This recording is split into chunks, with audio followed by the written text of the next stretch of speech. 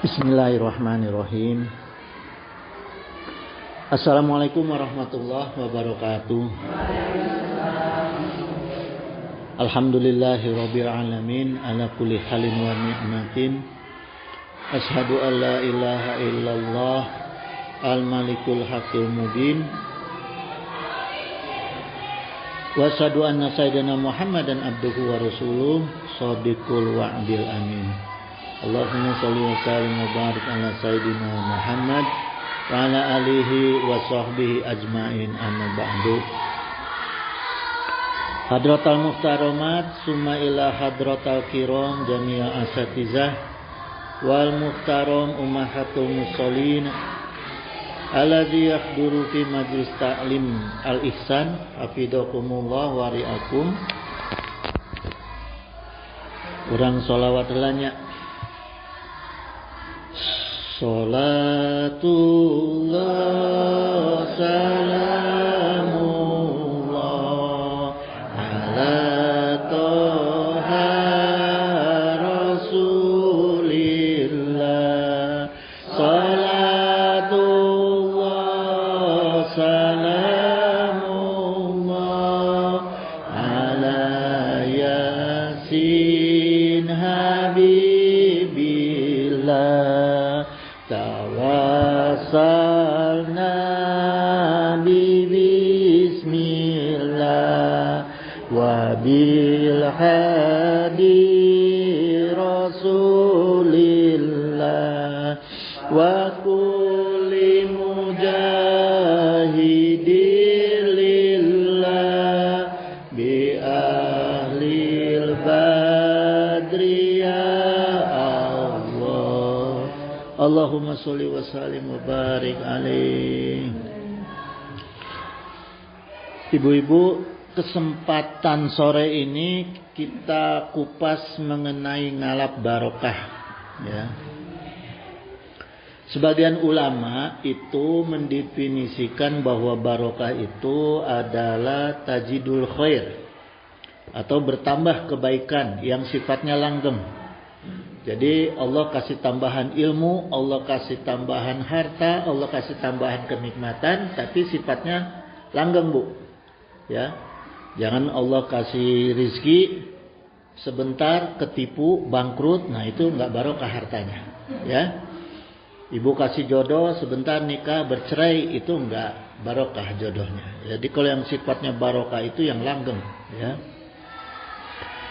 Kemudian Syekh Ragib Al-Isfahani, beliau mentafsirkan Al-Quran, dari Al-Quran bahwa barokah itu adalah tusbitul khairi lillahi fi syai'i gitu. Jadi adanya bukti kebaikan Allah pada sesuatu, entah itu pada rizki, pada jodoh dan segala macam kebaikan.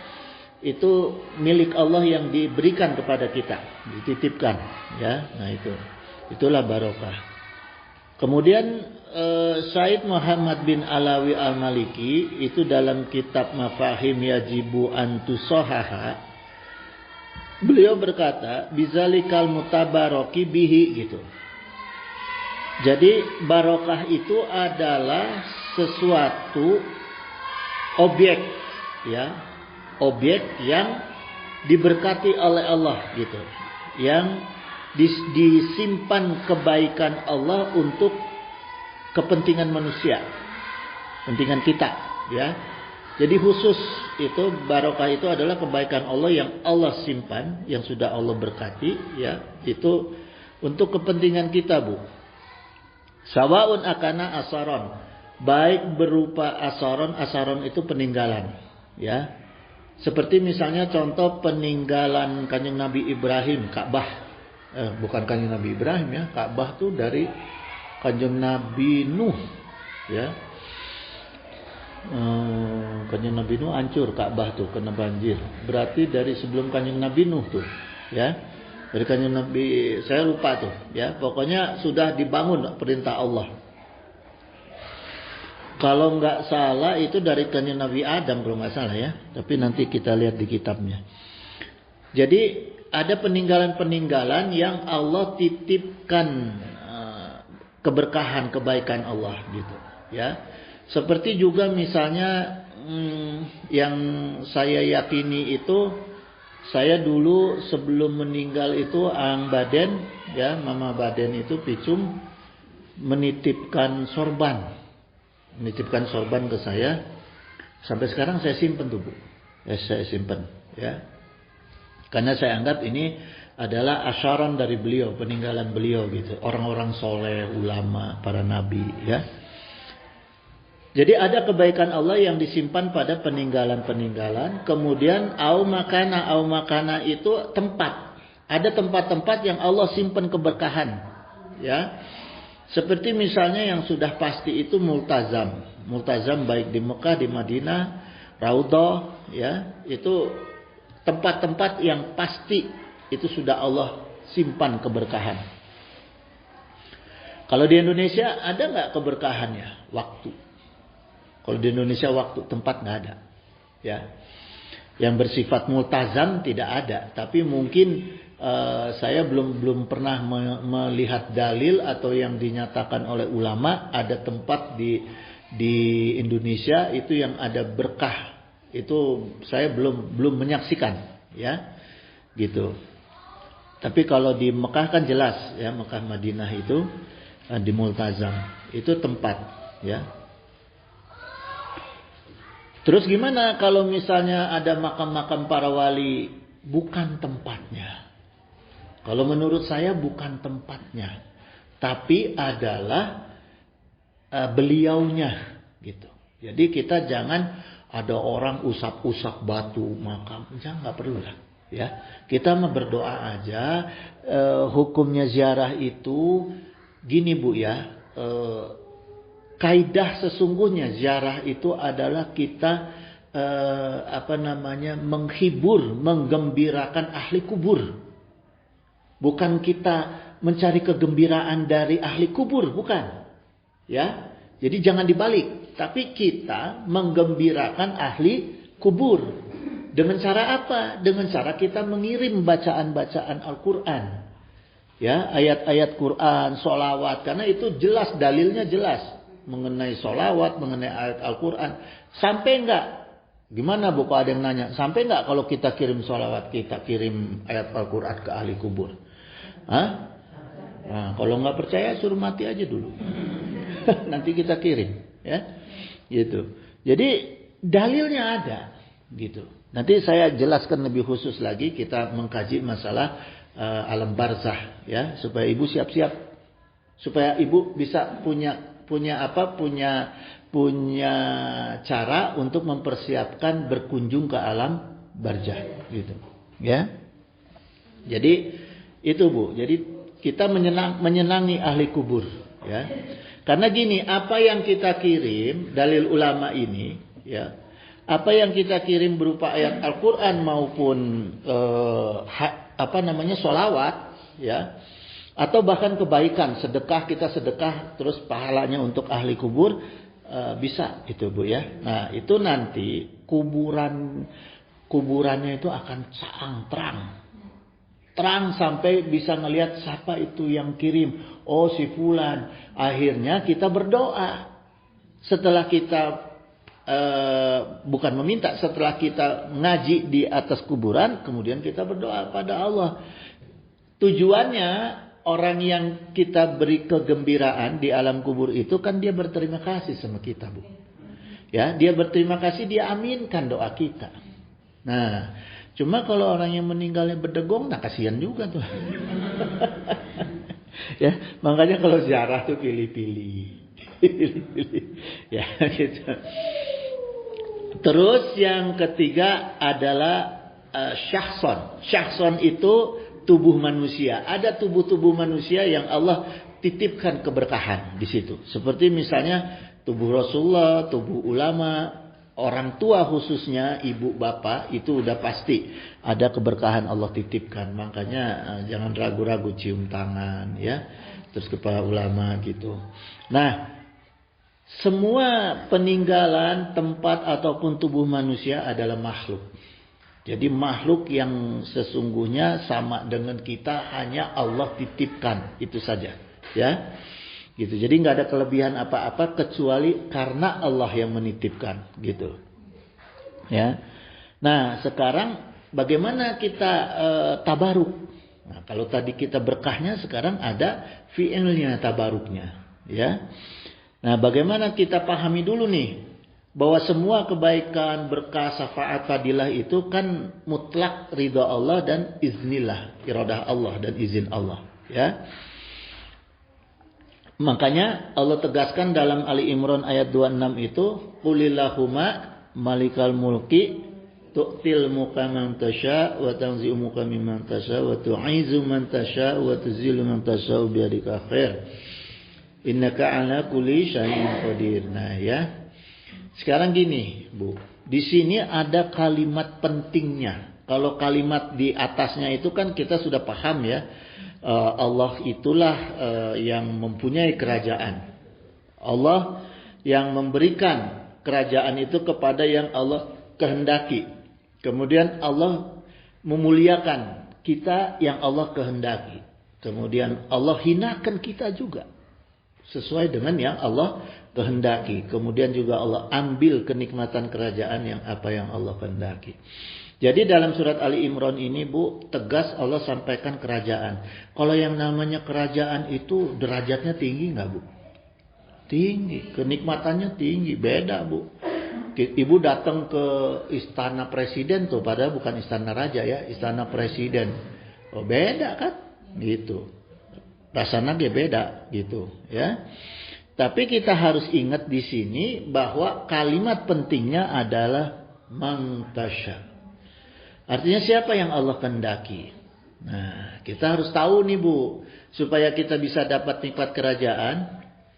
Waktu saya ngaji ini di Jakarta tuh ada yang nanya sama saya, Pak Haji, kan kerajaan itu kan untuk para raja. Kalau kita rakyat biasa bisa nggak dapat kenikmatan kerajaan? Ya bisa, ya. Gitu. Karena sekarang Ibu bandingkan coba, kerajaan Inggris dengan Kesultanan Jogja beda nggak? Beda. Beda jauh, ya. Ratu Inggrisnya dengan Raja Jogjanya beda, Bu. Sangat-sangat beda gitu. Jauh timpang. Jadi yang dimaksud kerajaan ini oleh Allah adalah kenikmatan kerajaannya, gitu, ya. Kenikmatan kerajaannya artinya kita dihormati orang, karena dianggap kita punya derajat yang tinggi, gitu, ya. Jadi kenikmatan kerajaannya kita bisa bayangkan sendirilah bagaimana kenikmatan itu, ya. Nah, itu Allah jamin, ya. Kalau yang kita yang dipilih oleh Allah, maka Allah akan jamin. Nah, siapa saja orang-orang yang Allah kehendaki untuk mendapatkan kerajaannya Allah? Nah, ini kita harus tahu, ya. Pertama, Allah berfirman, "Qul in kuntum tuhibbunallah fattabi'uni." Gitu. Jadi kalau kamu itu sungguh mencintai Allah, perintah kulnya ini perintah Allah kepada khitabnya kepada Rasulullah, ya. Wahai Rasul, wahai Muhammad, sampaikan kepada kita nih umatnya, kalau kita cinta kepada Allah, ikutilah Rasul, ya, karena khitabnya kepada Rasul. Yuhibbukumullah, maka Allah pasti akan akan menyayangi kita, mencintai kita, gitu. Dan Allah akan zunubikum, Allah akan mengampuni dosa-dosa kita. Nah, jadi salah satu syarat kita mendapat kenikmatan kerajaannya Allah yaitu mengikuti sunnahnya Rasul. Itu pertama. Yang kedua adalah orang-orang yang berbuat adil, muqsitin. Ya. Yang ketiga orang yang sobirin, orang yang sabar. Yang keempat adalah mutawakilin, orang-orang yang tawakal, ya. Yang kelima orang-orang yang mutatokhirin dan tawabin, ya, orang-orang yang rajin menyucikan diri dan bertobat. Nah, ini ada lima kriteria orang ini, Bu. Jadi Ibu pastikan bahwa kita sehari-hari, ya, bisa mengamalkan yang 5 ini, insya Allah kerajaannya Allah itu kita terima. Kalau ibu jadi ratu, ada yang berani nggak Bu sama ibu? Hah? Nggak ada yang berani. Iya, Bu Haji tuh kalau lagi taat saya nggak berani tuh Bu. Hah? Coba aja sekarang. Bu Haji lagi sholat, masa saya berani nyuruh bikin kopi? Artinya, ya itu tadi. Ya, kalau 5 itu ibu laksanakan, insya Allah suami ibu nurut Bu. Nurut. Insya Allah nurut deh. Ya, gitu. Nah, amalkan 5 tadi. Ya, amalkan yang 5 tadi, insya Allah kemuliaan kerajaan Allah itu akan diberikan kepada kita. Gitu. Ya. Sekarang cirinya Bu. Cirinya apa? Orang-orang yang sudah mengamalkan 5 perkara yang tadi, ya. Ada ciri Bu. Jadi kita nggak bisa merasa bahwa kita sudah melaksanakan perkara yang 5, tapi ternyata oleh Allah tidak diterima. Bisa nggak kejadian? Bisa ya? Kita merasa taat, merasa takwa, tapi Allah nggak terima. Nah, gimana cirinya bahwa Allah itu terima apa perkara amal yang 5 tadi? Wa qalallahu ta'ala yuqtil khimata mayasya'u. Ya. Allah anugerahkan hikmah. Jadi untuk orang-orang yang mengamalkan 5 perkara tadi, Allah anugerahkan hikmah kepada kita. Apa itu hikmah? Yaitu bijaksana dalam kamus, ya. Wa may yu'tal hikmah, dan siapa yang dianugerahkan hikmah atau sifat bijaksana itu oleh Allah, faqad utiya khairan katsira. Gitu. Ini Al-Baqarah 269, ibu bisa buka. Dia benar-benar telah dianugerahi kebaikan yang banyak. Nah, itu cirinya Bu, ya. Kalau kita sudah menjadi orang yang bijaksana, orang yang gak gampang marah, orang yang gampang memaafkan, ya, akhlak kita sudah baik, itu ciri kita diterima amal-amal perkara 5 tadi, ya. Maka kalau udah gitu, insya Allah Bu, insya Allah kita akan terima kerajaan Allah, ya, kenikmatannya. Kemudian Rasulullah SAW bersabda, ajaban li amru mu'min, sungguh menakjubkan keadaan orang mukmin. Nah, di antara sikap bijaksana itu yang disampaikan oleh Rasulullah adalah inna amrahu kulahu layu khairu, gitu. Lahu khairu, ya. Sungguh segala keadaan yang dialami bagi orang-orang yang bijak, orang-orang mukmin yang bijak itu adalah semuanya baik. Ya. Wala yasha zalika li ahadin illa li mu'minin, gitu. Dan tidak akan ada orang-orang yang mengamalkan seperti itu, mengalami seperti itu kecuali orang-orang yang beriman, ya. In asabathu sara'u sayaqara fakana khairal lahu, gitu. Jadi kalau dia bahagia, dia bersyukur, ya. Nah, itu salah satu juga ciri orang yang sudah bijak. Orang yang semua amal yang 5 tadi diterima oleh Allah. Jadi kalau dia bahagia itu dia bersyukur. Kalau bukannya bahagia terus nari-nari, enggak. Banyak orang yang dikasih kebahagiaan sedikit aja sama Allah, gayanya udah beda Bu. Ya, tapi berarti amalnya tidak diterima sama Allah. Berarti kebahagiaan itu adalah ujian. Hati-hati gitu, ya. Nah, jadi yang baik itu adalah kita bersyukur. Wa in asabathu dharra'u sabara fakana khairal lahu, gitu. Dan kalau dia ditimpa musibah, dia bersabar. Ya. Bersabar. Fakana maka khairal lahu, maka itu baik bagi dia, gitu. Jadi cirinya ibadah kita itu diterima, syarat kita untuk diberikan ke kerajaan oleh Allah, kenikmatan kerajaan oleh Allah, yaitu kalau kita mampu bersyukur dan kita mampu bersabar, gitu, ya. Kemudian gini, ibu-ibu sekalian, untuk kita bisa mendapatkan anugerah kenikmatan kerajaan Allah tadi, di antaranya ada yang sifatnya itu berupa wasilah Kalau tadi kan amal perbuatan kita yang 5 yang kita jaga, ya. Nah, yang berikut adalah yang sifatnya adalah wasilah gitu. Kenapa ada wasilah? Perintah Allah. Jadi jangan ada sekarang Bu aliran agama Islam yang kiai-kiainya mengharamkan tawasul. Ya, ada kan?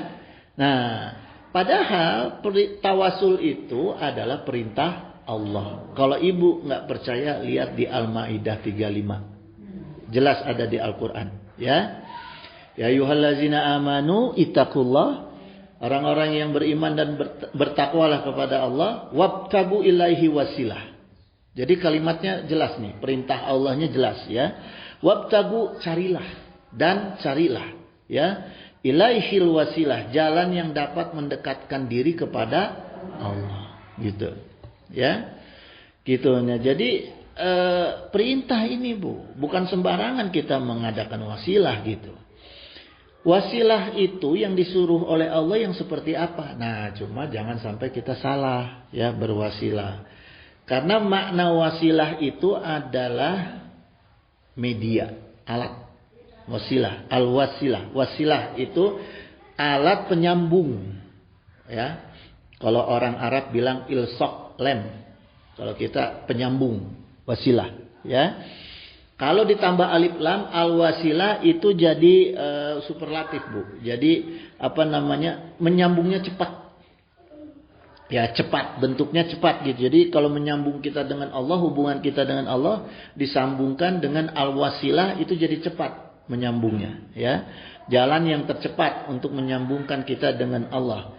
Nah, kalau bentuknya fiil jadi tawasul, ya, dari wasilah jadi pakai tawasala gitu, atau orang kita bilang tawasul gitu. Nah, itu kita bekerjanya, cara kita mencari wasilahnya disebut tawasul, ya, gitu. Tapi tawasul itu hanya bentuk usaha kita, tetap hasilnya adalah ridha Allah dan iradah Allah, gitu ya Bu ya. Nah, jadi semakin kita banyak bertawasul, semakin kita cepat untuk mendekatkan diri kepada Allah, gitu ya. Wa qalallahu ta'ala, sekarang orang-orang cara tawasul yang paling cepat mendekatkan diri kepada Allah itu apa? Ya kan? Wasilahnya apa nih? Jalannya nih ya, jalan wasilahnya. Ini dituntun oleh Allah. Wajahadu fisabilillah la'allakum tuflihun. Ya. Jadi untuk kita mendekatkan diri yang cepat kepada Allah, diantaranya jihad dan menuntut ilmu, gitu. Ya. Karena ini diperintahkan Bu. Ini kalimatnya fi'il amar, wajahidu katanya. Ya. Berjihadlah gitu, fisabilillah, di jalan Allah supaya kamu mendapat tuflihun gitu. Tuflihun, falah itu artinya untung dan sukses sekaligus, itu tuflihun, ya. Nah, apa itu jihad? Karena perintah Allah itu wajahadu artinya jihad. Apa sih maksud Allah jahada itu jihad? Apa harus perang? Apa harus berkelahi? Bukan. Ya, yang disebut jahada itu artinya berjuang dan berusaha keras. Jadi ketika kita sudah berusaha keras untuk ibadah kepada Allah, itulah yang dimaksud dengan jihad. Ya, contohnya yang sederhana gini Bu, kita kan suka ada kalanya keadaan kita tuh bad mood ya, malas, hoream, tapi kita maksakan ibadah. Nah, itulah jihad kita. Ya. Jadi ibu nggak usah perang jihad ke Vietnam, kemana tuh? Ya, daerah jihad nggak usah. Ya, cukup dengan kita memaksakan diri untuk menjalankan perintah wajib Allah atau bahkan sunnah, maka itu sudah menjadi jalan jihad kita, gitu. Ya, karena setiap perkara wajib kan memang harus dipaksakan Bu, gitu. Ya, wa qala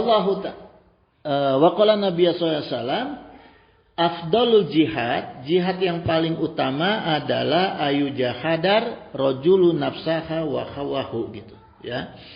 Orang-orang yang berjuang melawan hawa nafsunya, nah itu jihad yang paling afdal, gitu. Ya, yang kedua derajatnya adalah menuntut ilmu, thalabul ilmi. Ya.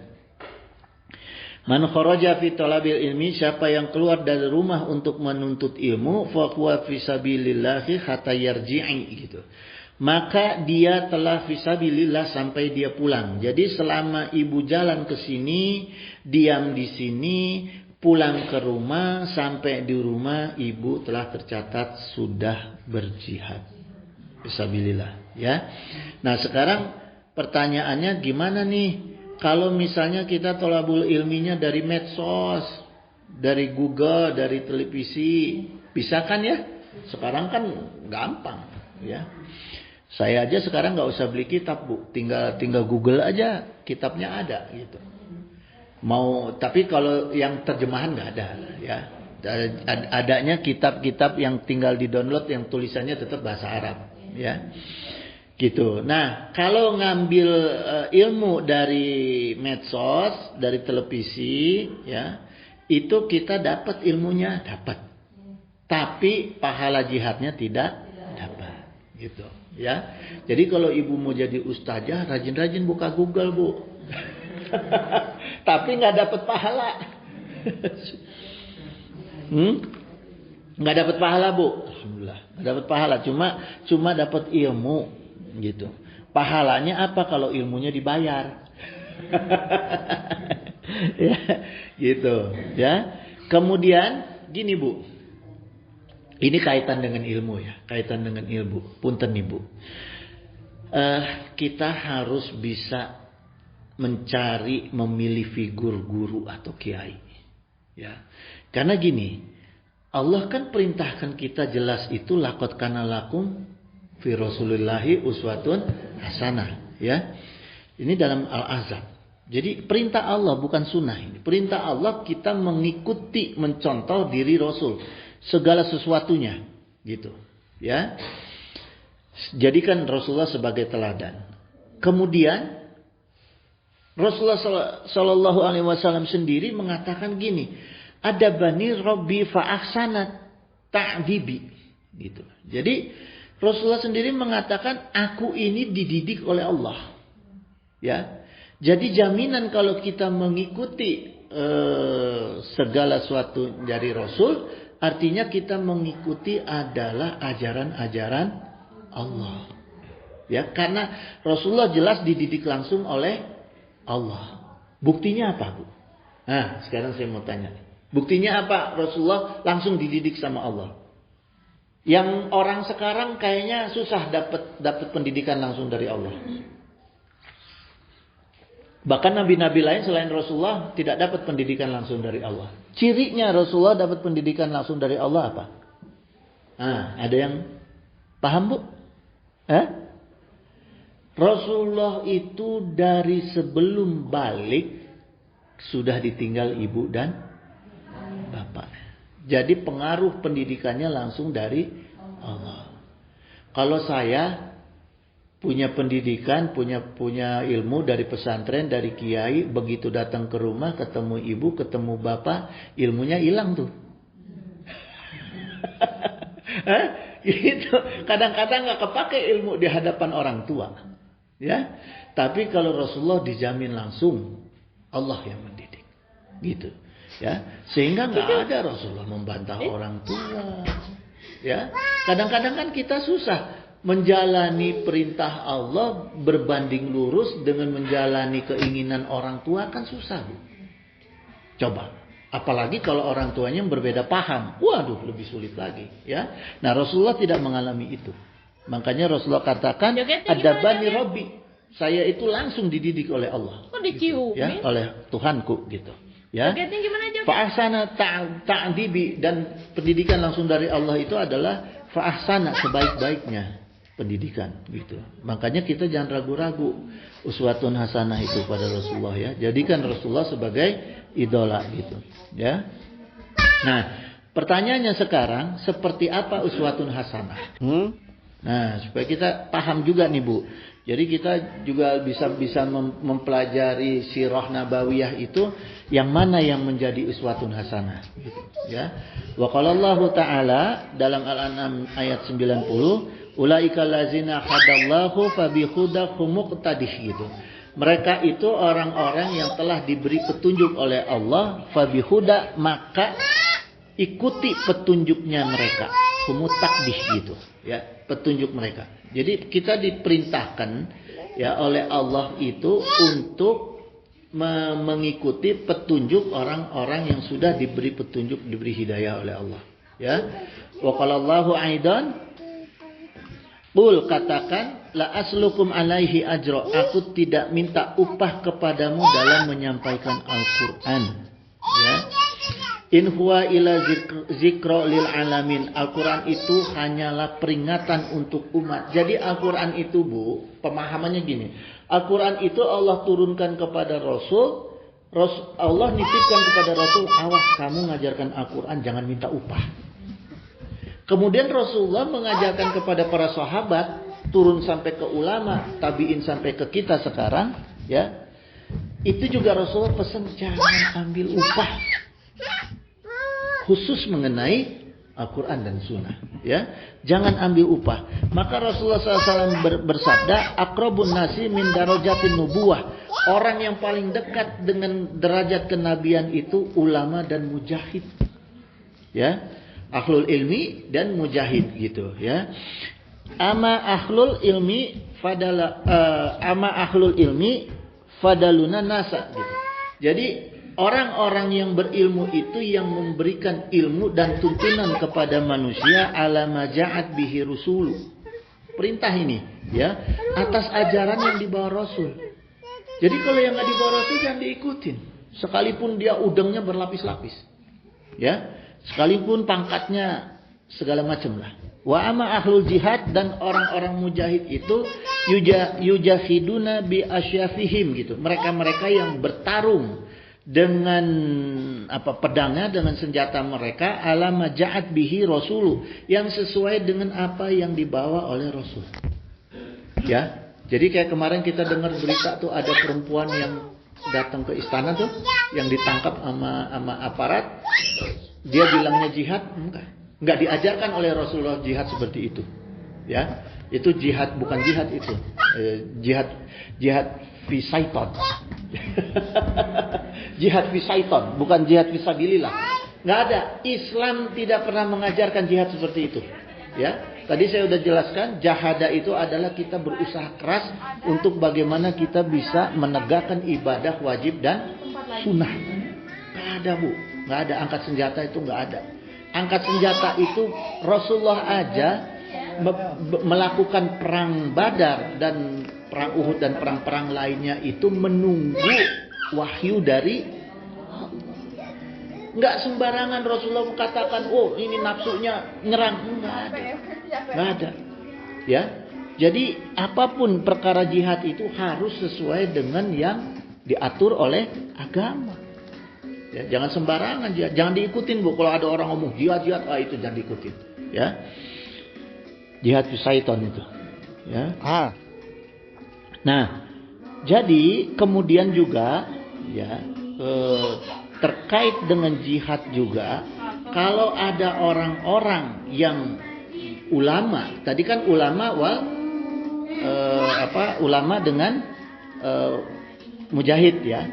Nah, bagaimana seorang ulama itu kalau misalnya dia, maaf nih, Bu, ya, dia mengajarkan agama tapi menarik upah, menentukan tarif, ya, kan nggak ada jihadnya, ya nggak. Sedangkan perintahnya di sini yang disejajarkan satu tingkat di bawah Nabi adalah orang yang ulama dan mujahidin. Kalau dia terbukti ulama, seperti apa ulamanya? Ulama yang berjihad. Jihadnya bagaimana? Ya jihadnya ikhlas karena Allah. Kalau udah pakai tarif itu udah jangan diikutin, Bu. Jangan diikutin, ya.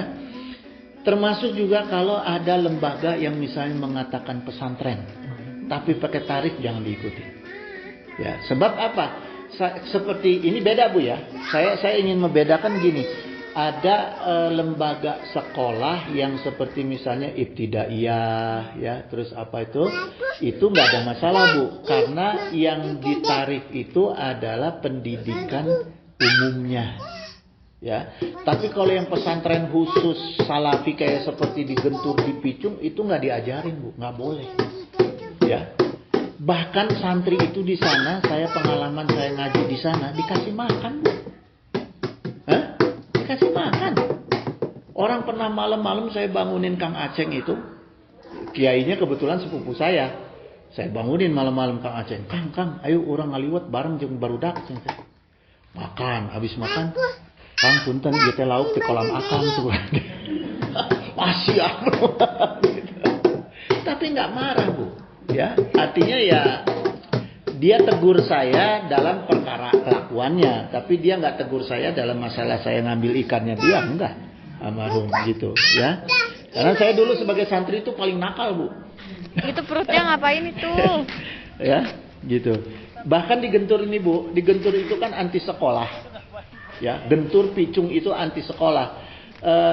Keluarga Duriah Gentur pertama yang sekolah itu ibu saya. Karena dibawa oleh kakek saya. Jadi nenek saya yang dari Gentur, ya, kakek saya mesantren di sana, dinikahin sama nenek.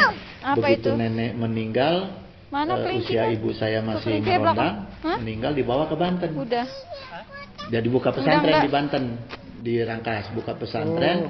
Dari situ disekolahin ibu. Jadi Duriah Gentur pertama yang ini sekolah belum ibu dikasih saya. makan ini.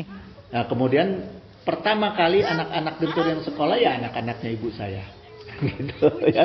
Baru sekarang baru sudah mulai pada sekolah setelah Ang Baden meninggal, baru pada sekolah gitu, ya. Gitu Bu. Jadi kalau untuk pesantren ya sebaiknya jangan menentukan tarif. Bolanya warna apa? Jadi lembaganya sekolah campur dengan sekolah ya. Bolanya warna karena hijau kalau, ya. Kalau menggunakan tarif itu tidak ada barokahnya, adanya cuma ilmu. Cuma ilmunya aja, barokahnya nggak ada. Apa gitu. sayang? Ya. Kemudian gini Bu, kaitan dengan barokah. Rasulullah SAW sendiri itu kan pusatnya barokah. Rasulullah itu kan pusatnya barokah. Tapi Rasulullah sendiri itu mengajarkan mengalap barokah. Jadi Rasulullah sendiri itu pernah diceritakan hadis oleh Sayyidina Umar. Ya, Sayyidina Umar ini bertanya kepada Rasulullah, ya Rasul, al-wudu'u min jarin jadidin makomarin ahabbu ilaika gitu. Apakah Rasulullah itu lebih suka wudu pakai air dari guci ya, dari tempat yang baru, aminal mutakhirin ya, aminal matokhirin gitu, atau Rasulullah ngambil wudu dari tempat umum? Ditawarin nih sama Sayyidina Umar ya. Kemudian Rasulullah menjawab,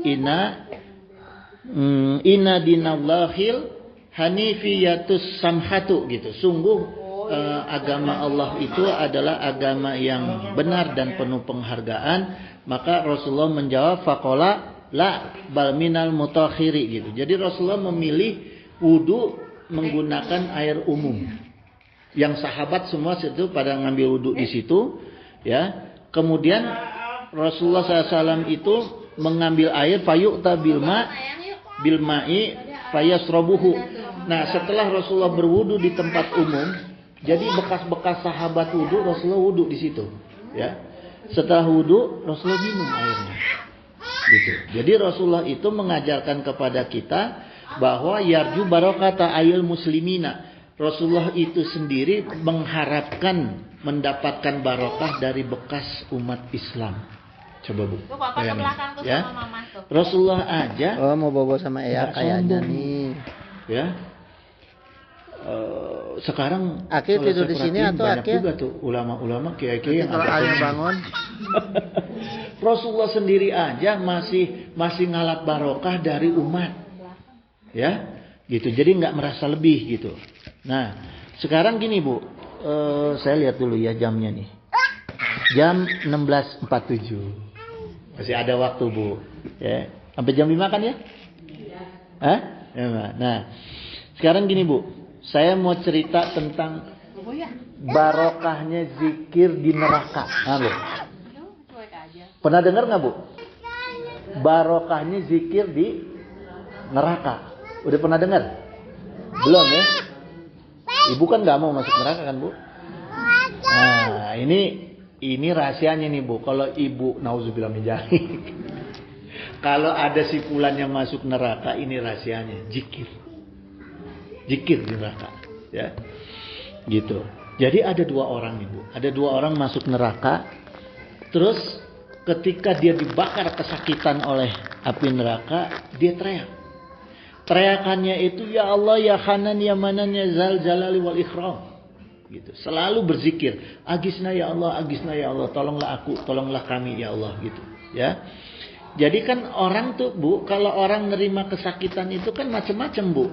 Ya, coba aja lihat di rumah sakit bersalin tuh. Saya pernah dulu nganterin Bu Haji tuh, lagi mau ngelahirin, ada di sebelahnya Bu Haji yang pas ibu-ibu mau ngelahirin, ibu muda teriak-teriak.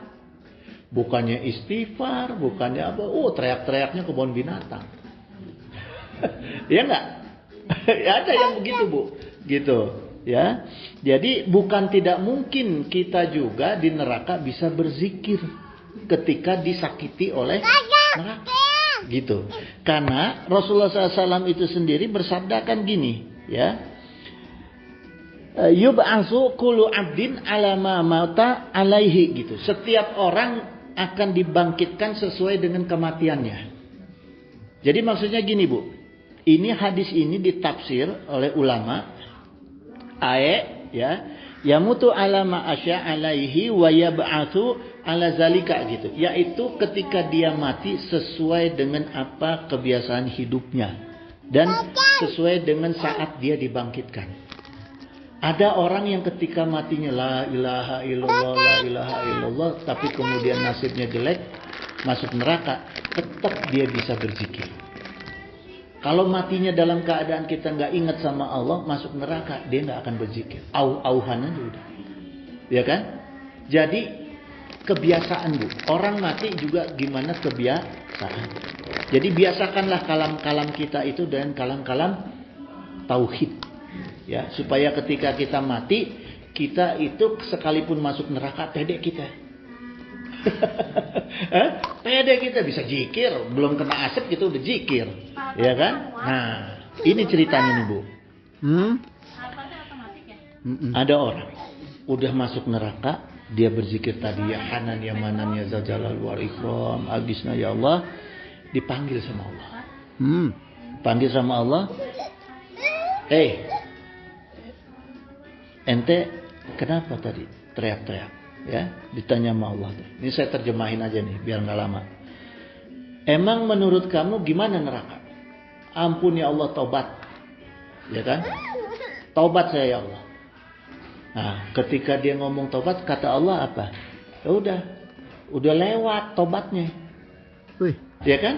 Orang kalau udah mati, tobatnya udah lewat dari kerongkongan, udah lewat tobatnya. Terus kata Allah apa? Udah balik sana ke neraka. Ya kan? Nah, begitu dia balik ke neraka, dia lari. Lari dia ke neraka. Allah bingung. Ini orang disuruh balik ke neraka, lari. Larinya kenceng, dipanggil lagi. Sini, pulang sini dulu. Kenapa ente lari ke neraka?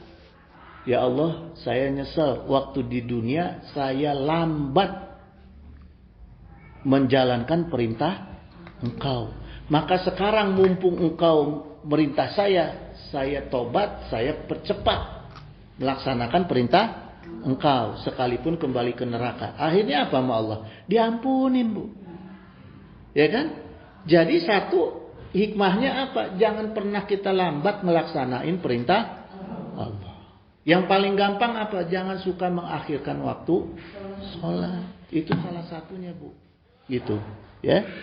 Nah, jadi orang-orang yang suka mengakhiri waktu sholat tuh, yang penting matinya berzikir aja deh. Kita masih bisa bela diri tuh di hadapan Allah. Gitu. Ya. Nah, orang yang kedua dipanggil. Dipanggil sama Allah. Orang yang kedua. Ente kenapa teriak-teriaknya zikir? Panggil sama Allah, dia datang. Ya Allah, Gimana neraka katanya? Waduh ampun deh Allah, saya nyerah deh urusan neraka. Ya udah kata Allah, udah lewat batasnya. Balik sana ke neraka. Begitu balik lemes dia, Bu. Kalau yang tadi jalannya cepat, yang kedua jalannya lemes pelan dia. Allah bingung nih, kok nggak sama nih sama yang tadi nih. Dipanggil lagi, sini. Kenapa ente malas balik ke neraka? Ya Allah, saya itu sesungguhnya, ini jawaban dia nih Bu ya. Sesungguhnya saya itu sudah husnudon pada engkau. Ketika engkau panggil, saya yakin engkau akan ampuni aku. Seperti kawanku yang tadi. Ternyata engkau suruh aku kembali ke neraka. Itu, saya sekali lagi saya mohon ampun. Akhirnya Allah kesian Bu. Ini orang, apa kata kuncinya? Dia sudah husnudon sama Allah. Sudah berprasangka baik bahwa dia akan diampuni oleh Allah. Maka Allah ambil dari surga, pindahin dari neraka diambil, pindahin ke surga. Makanya kita jangan pernah husnudon. Yakin kalau kita itu pasti mendapat kebaikan, rahmat Allah. Ibu kalau berdosa cepat istighfar. Istighfarnya sambil yakin diampuni. Jangan cuma istighfar di mulut doang. Tobat kumat itu namanya. Astagfirullah. Besok nyolek lagi. Ya, jadi biasakan Bu, kata kuncinya di sini, biasakan kalau kita beristighfar itu dengan perasaan keyakinan diampuni oleh Allah, gitu. Ya, ini hikmah dari cerita tadi Bu, mudah-mudahan jadi jadi kebaikan untuk kita semua. Ya, doain saya yang penting Bu, supaya saya jangan cuma bisa ngomong doang nih. Saya tuh hukumannya lebih berat dari ibu-ibu. Saya ngomong, saya melanggar apa yang saya omongi itu nggak pakai ditanya Bu. Sama malaikat tuh nggak ditanya, udah cemplungin aja. Karena munafik. Orang yang bisa ngomong kebaikan tidak melaksanakan kebaikan, dia masuk dalam kriteria munafik. Kalau ibu mah enak, luka diampunin, saya. Apa itu adzan ya? Makanya jangan kurang-kurang ngedoain Aksa Sanjaya. Amin. Jadi ibu kalau ke surga kumpulnya sama saya Bu ya. Jangan ada yang punya cita-cita kumpul di neraka, jangan. Ya, kita kumpulnya di surga aja. Gitu, ya. Wallahul musta'in ala kulli hal. Semoga Allah mengampuni, menolong kita dalam segala hal. Wallahu wali taufiq wasadat, innahu sami'un qaribun mujibud da'wah wa yaqdiyal hajah. Subhanaka Allahumma wa bihamdika asyhadu an la ilaha illa anta astaghfiruka wa atubu ilaik. Billahi taufiq wa hidayah. Wassalamualaikum warahmatullahi wabarakatuh. Matiin.